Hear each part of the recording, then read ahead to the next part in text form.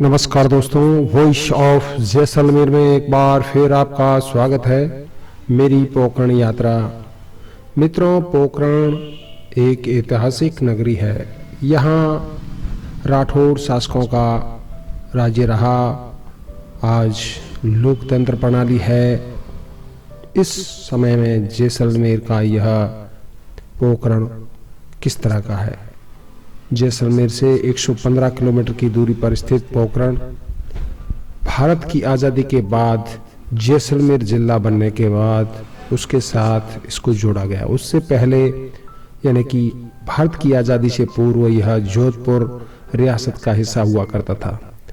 अपनी प्राचीन जीवन शैली को लिए आज भी हम कई बातें इसमें खोज सकते हैं। लोगों का बैठना, उठना, बाजार और भी न जाने क्या क्या। यह जो नगर है, यह शहर है, यह करीब करीब जो यहाँ का किला है यानी कि फोर्ट है, उसके इर्द गिर्द ही बसावट किया हुआ है। यह लाल पत्थरों से बना हुआ है। यहाँ कई हवेलियाँ हैं। कालांतर में लोग व्यवसाय के लिए पोखरण से बाहर महाराष्ट्र, मध्य प्रदेश, उत्तर प्रदेश, न जाने कौन कौन से राज्यों में चले गए। इसे परमाणु नगरी के नाम से भी जाना जाता है। यहाँ का सर्किल जिसपे जयनारायण व्यास जो राजस्थान के मुख्यमंत्री रह चुके हैं, उनकी भी सर्किल पर मूर्ति लगी हुई है। पोखरण को अगर हम देखें तो विकास की गति में बहुत पीछे अभी तक चल रहा है।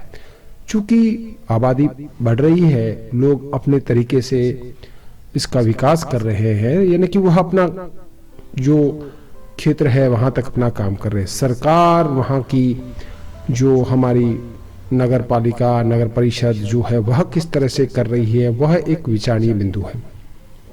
समय का काफी बदलाव आ चुका है और उसी के साथ आज भी पोखरण वहीं करीब करीब वहीं ठहरा सा नजर आता है। हम जब शहर के गलियों के अंदर से गुजरते हैं तो एक शांति, सुकून और वही पुरानी तरीके का दुकानदारों का मिठाई बनाना है या उनका गोदाम है और भी कई चीजें हैं, लोगों का हथाई करना है, तो यह सब पोखरण में आपको देखने को मिलेगा।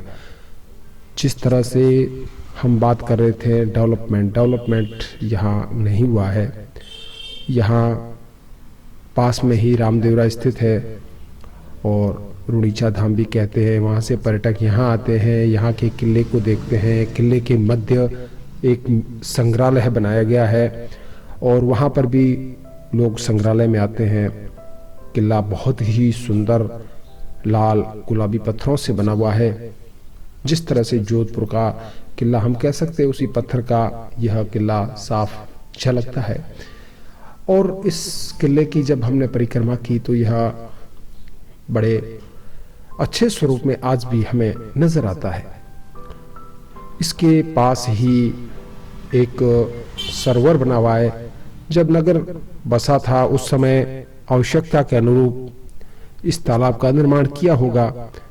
इस तालाब का नाम जिस तरह मुझे बताया गया सालमसर कहते हैं। तालाब बहुत बड़ा है। वर्तमान में इसमें पानी कम है। तो मित्रों, मैं इस दुर्ग के प्रथम फ्लोर के पास से होता हुआ इसकी जो दीवारें हैं, कंगूरे हैं, बुर्ज हैं, उनको देख रहा था और इतिहास के बारे में भी कुछ जानने का प्रयास कर रहा था। क्योंकि यहाँ अभी जो समय चल रहा है उसमें पर्यटकों का आना बहुत कम है और जो यहाँ कार्यरत है उनका भी पर्यटकों के न आते हुए देख करके एक सुस्ती सा माहौल साफ झलकता है। किले के पास रामदेव मंदिर भी है जो दीवार के बिल्कुल पास है। कहने का हम तात्पर्य यह कह सकते हैं कि जब किले के पास जो भी दीवार है उससे सटते हुए मकान बना लिए गए। ठीक है, जिस तरफ तालाब है उस तरफ कुछ निर्माण नहीं हुआ है, बाकी की तरफ नगर का विकास होने के साथ साथ किले की प्राचीर से भी कई निर्माण हो चुके हैं।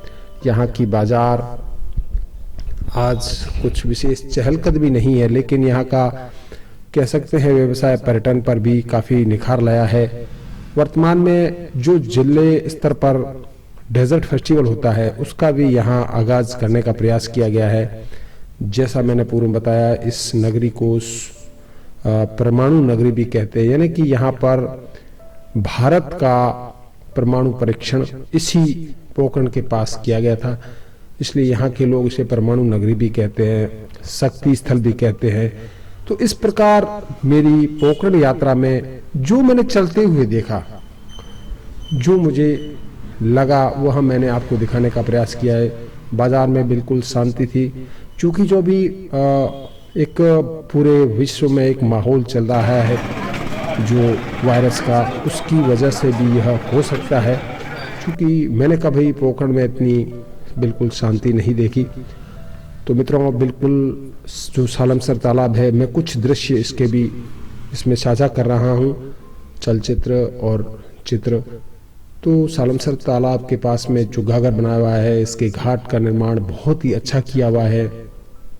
घाट के ऊपर मंदिर भी है और पानी की आवक का हम कह सकते हैं, यानी कि कैचमेंट एरिया जो है, आघोर है, वहां दूर अगर हम नजर दौड़ाएं तो निर्माण हो चुके हैं। किसी समय वहां पर एक बावड़िया हुआ करती थी, यानी कि माली या अन्य किसान जो भी होते थे वहां पर अपनी फसलें बोते थे, लेकिन अब निर्माण कार्य हो चुका है। पानी का आने का रास्ता कह सकते हैं आवक बंद हो चुकी है।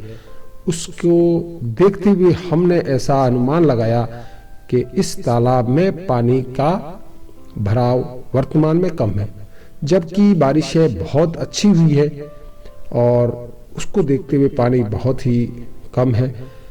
किसी समय यह तालाब, जैसा मैंने बताया पूर्व में और मुझे जानकारी मिली, यहाँ पानी को उपयोग पीने में और घरेलू कार्यों में लिया जाता था।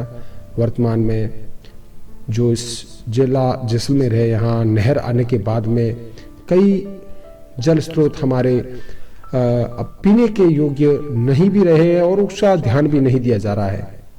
तो इस तरह से यह पोखरण का नज़ारा मैं आपको पेश कर रहा था। डेवलपमेंट यानी कि विकास की बात करें तो बाजार में या कहीं सार्वजनिक स्थल पर कुछ ऐसा विशेष नज़र नहीं आता है। हाँ, कुछ फुटपाथ बना हुआ है, कुछ बड़ी बड़ी धार्मिक इमारतें बनी हुई है। तो इस तरह से मेरी पोखरण यात्रा के दौरान जो मैंने देखा वह आपको दिखाने का प्रयास किया। और यहाँ एक संग्रहालय भी बना हुआ है। तो इस प्रकार पोखरण आज भी सुस्त गति से विकास की ओर चल रहा है। तो दोस्तों, मेरी यात्राएं चलती रहती है। आप कमेंट करें, शेयर करें और मुझे मार्गदर्शन देते रहें। इस प्रकार मेरी जो यह यात्रा है उसमें मैंने जो देखा वह कहानी आपको बयां की। तो दोस्तों, मुझे दे इजाज़त। जय हिंद, जय भारत।